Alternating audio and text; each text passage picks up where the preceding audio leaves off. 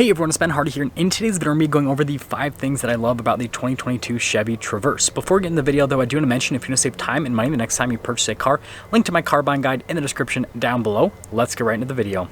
So the first thing that I love about the new Traverse is the styling. Now the Traverse is obviously a practical third row family SUV, so styling isn't necessarily the most important thing, but I still think Chevy did a pretty good job. So first off, I love how the daytime running lights cluster, whatever you want to call it, is shaped. And then I love the coloration here on the front grille. The RS package definitely makes this look a whole lot sportier, but yeah, overall Chevy's new design language with having, you know, just a ton of different body lines, some sharp, some a little bit softer, I think looks great. And you can see here from a side perspective, kind of looks interesting because like the front end's really sharp and then the backside is like again more of like, you know, flat from a line perspective, if that makes sense. And then also, you know, kind of like boxier as well.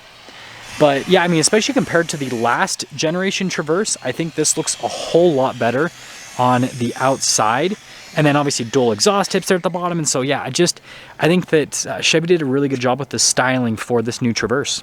So number 2 has to pertain to the technology.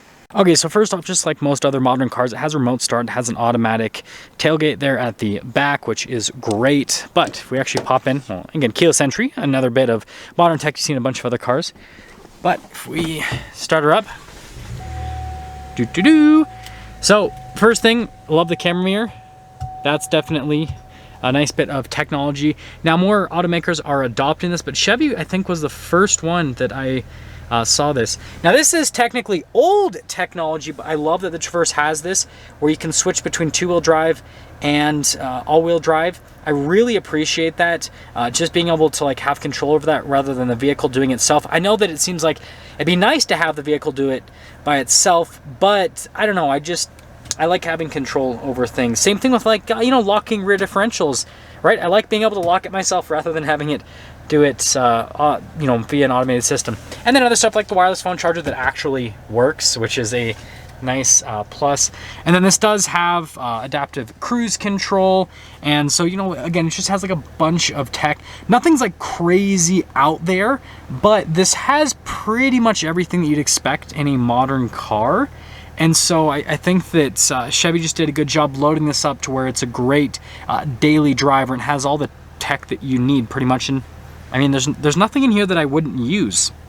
Number 3 has to pertain to the practicality. Now the new Traverse is obviously a 3-row SUV, so there's quite a bit of practicality that comes with this. So first off, notice the space here in the front area. And this seat's at like a pretty normal position and all that, so you got tons of space here, and then obviously tons of storage space, you know, center console, glove box, all that normal stuff.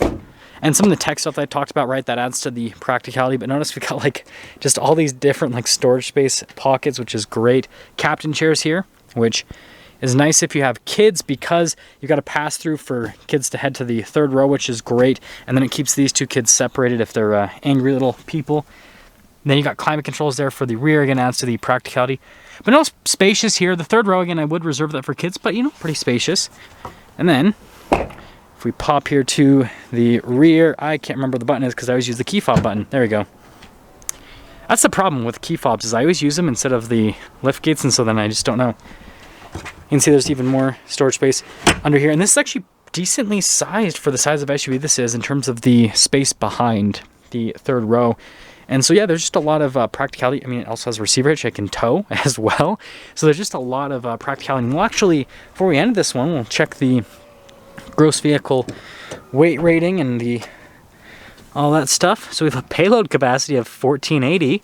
That's really practical. So you can fit a bunch of kids and some extra stuff as well. Gross vehicle weight rating, 6173. So you got to minus the payload for that for the vehicle. But yeah, that's solid. So yeah, like I said, in this point, I just like the fact that there is a lot of practicality built into the new Traverse. Now number 4 has to pertain to the infotainment system. Now this one is pretty interesting to say the least. So start her up, bada bing bada boom. It'll take a second, but anyways, here's why I like the infotainment system. First off, response time with the infotainment system is great. And it has Android Auto, Apple CarPlay. You guys know I'm a huge fan of Chevy's infotainment system in general. And we have a super solid camera system. Like, You can see out of every single angle here with the Traverse. It's because I have the door open, if you guys are wondering on that. So it has a great camera system too. And it also doubles as a secret, there we go, I didn't press the button hard enough. It also doubles as secret storage space, which is very strange, very unique, but like this is the most versatile infotainment system I've ever seen. And so I'm kind of in love with it. It's so cool. I don't know how much that cost to engineer. I imagine it wasn't cheap, but I'm glad Chevy did it. And this is an extra bonus point. I also like their sunroof system, how you have like one sunroof here for the front passengers, and then you have a separate one for the rear passengers as well. You control it via the front with these controls, but it's just cool that you have the 2 sunroofs. So again, that's a bonus point. Number 5 has to pertain to pricing.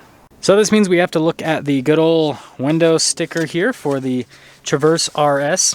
You can see we've got quite a bit of standard equipment. Comes with the RS package. And then you can see the total MSRP there, $50,040. And here's why I like the pricing so much. I know $50,000 sounds like a lot, but that's very competitive within the segment. Jeep Grand Cherokee L Limited in base form is about this much money. And so, yeah, again, like I said, it's competitive where it needs to be. I feel like this actually has more features than a base model Grand Cherokee L Limited, so this is actually probably better value. But the point that I really want to make is the fact that this is like the same price as a Blazer RS with like less options, because I had a Blazer RS the other week. But this is a 3-row SUV, so it's way more practical.